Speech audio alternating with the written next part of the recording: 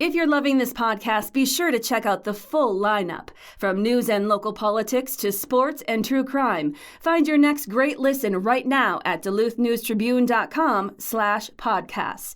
That's DuluthNewsTribune.com/podcasts. Hello, Northlanders. It's Thursday, August 1st. I'm Wyatt Buckner with your Duluth News Tribune Minute, presented by Minnesota Power Employees Credit Union. The average MPECU member saves over $785 a year in better rates and lower fees. And with MPECU, every ATM is your ATM. With their free checking program, you get ATM fee reimbursements at any ATM anywhere in the U.S. Check out Minnesota Power Employees Credit Union services online at mpecu.com or visit their offices in downtown Duluth, Arrowhead Road, or Miller Trunk Highway. Now here's a look at today's headlines. A new trial has been ordered for a man who was found guilty of attempted murder after a 2020 shooting in the central Hillside neighborhood. The Minnesota Court of Appeals this week reversed the case of Seneca Warrior Steeprock, 43, who has been serving a statutory maximum 20-year sentence following his conviction by Duluth jury in February 2023. The three-judge panel said in a 38-page opinion that Steeprock's constitutional rights were violated when the state was allowed to obtain a sample of his DNA by court order rather than a search warrant.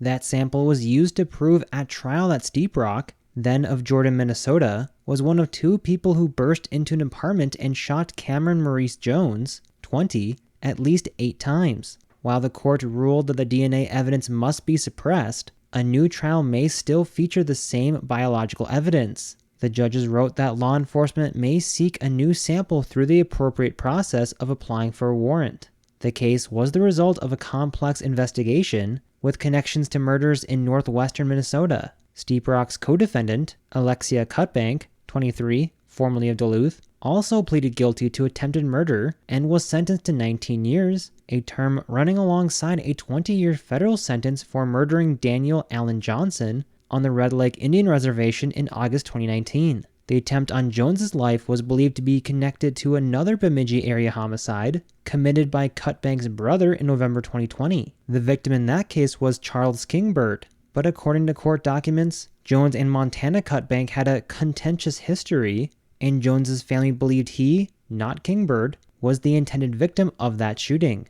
Authorities said Jones, of Cass Lake, was lying prone on a bed December 27, 2020, when Steeprock and Alexia Cutbank entered the residence and fired at least 15 shots in an ambush attack that the Cutbank siblings discussed both in advance and afterward. Steeprock and Cutbank were later arrested outside Gateway Tower Apartments, where Duluth police found Jones's car. A handgun was found in Cutbank's purse, while investigators later found another weapon buried in the snow near where Steeprock allegedly tried to flee. A DNA sample was taken from Steeprock, pursuant to a search warrant at the time, but only months later did prosecutors agree to leave out certain evidence at trial after Cutbank filed a motion challenging the accuracy of the warrant's probable cause statement.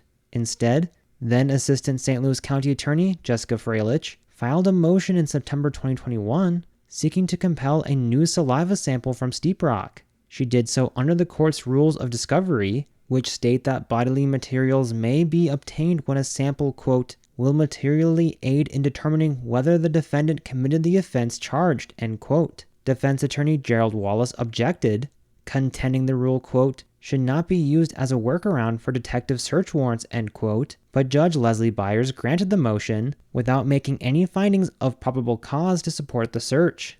In response, the appeals court noted that there are circumstances where it is appropriate to obtain a sample under the discovery rule, but the judges said the circumstances of Steeprock's case vary from other established uses, such as obtaining confirmatory evidence for an impaired driving offense. Steeprock is currently at the Minnesota Correctional Facility in Rush City. The county and Minnesota Attorney General's office have 30 days to consider petitioning the state Supreme Court to review the decision.